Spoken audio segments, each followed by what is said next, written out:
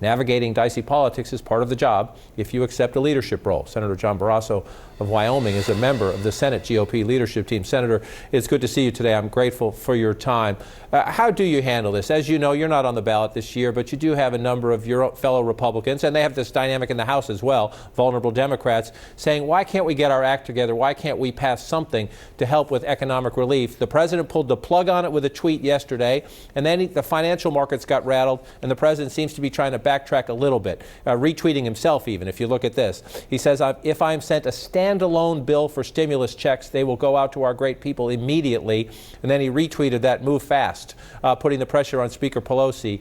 It's a mess right now. What can be done?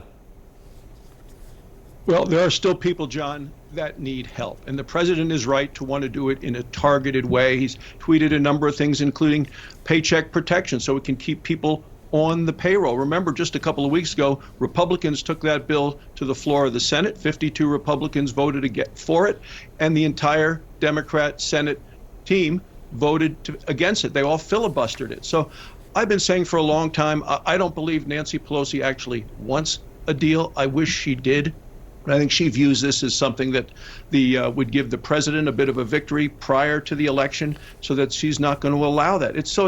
The discussions are not just about the cost of the bill, it's what's contained in it. And when I read what she's proposed, it's a ransom note. I mean, she wants money to go to bail out states that have been poorly run for decades, wants money to go for tax breaks for millionaires in New York and in California.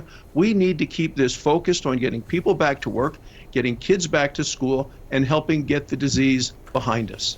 Well, Senator, I'm old enough to remember a Washington where it might be possible to pass more than one bill in a month. That Washington hasn't existed for some time, and you're well aware of that because of the partisan differences between the Republicans and the Democrats in the House, and now with the White House. I want you to listen to the Fed Chairman, Jerome Powell, who's trying to be an honest broker here. He's appointed by President Trump, and he says to all of you, people need help. Listen.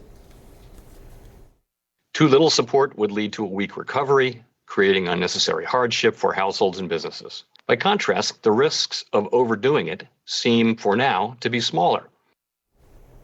So you say the Speaker's plan is too big. She says your plan is too small. Chairman Powell says the economy desperately needs help. Why can't we figure out, where's the Goldilocks moment? Why can't we get to just right?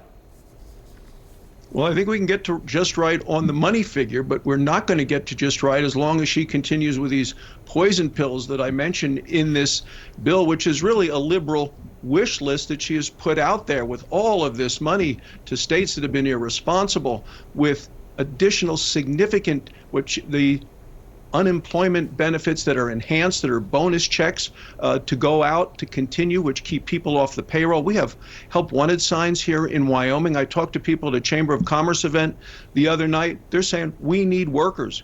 And if Washington continues to pay more to people to not work than to work, it's going to be harder to get folks back to work. So there are areas we have agreement. We ought to limit this to just things that deal with getting people back to work, getting the disease behind us, and getting kids safely back to school so they don't fall further behind, John.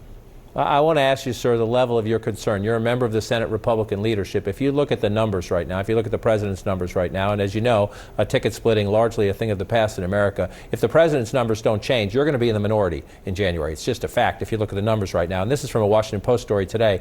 A GOP group working to elect Senate Republicans conducted polling over the weekend in 4 states, Colorado, Georgia, Montana, and North Carolina, as the president was hospitalized. The president's numbers dropped significantly in every state, falling by about 5 points in all 4. What do you need the President of the United States to do right now to right his own ship and to keep you, since I assume you would rather stay in the majority than be in the minority? What must change now?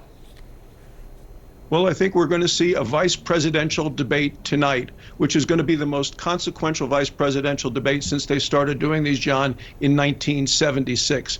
I think people watching both of these candidates will be watching to say who is ready to be commander-in-chief, because what we know right now is that Joe Biden is turning 78 next year. We know the president has coronavirus, so I think people are going to be watching with increased interest and focus. When I look at those two individuals, Joe Biden is somebody who clearly has long years of experience in Congress, a governor for 2 terms, popular governor of Indiana, other governors that have worked with him, Republican and Democrat. really looked at him as a mature, experienced, respected voice. Kamala Harris, I serve with her. I like her personally. But I will tell you, her voting record is the most liberal member of the United States Senate, even more liberal than Bernie Sanders. And on issue after issue, I mean, she applauds defunding the police. The things that she has supported in terms of the Green New Deal would be a terrible blow to our economy. The things we talk about raising taxes. So all of those things are going to be on the table tonight as part of this debate. And she may be mainstream in California, but she's far to the extreme of most mainstream Americans.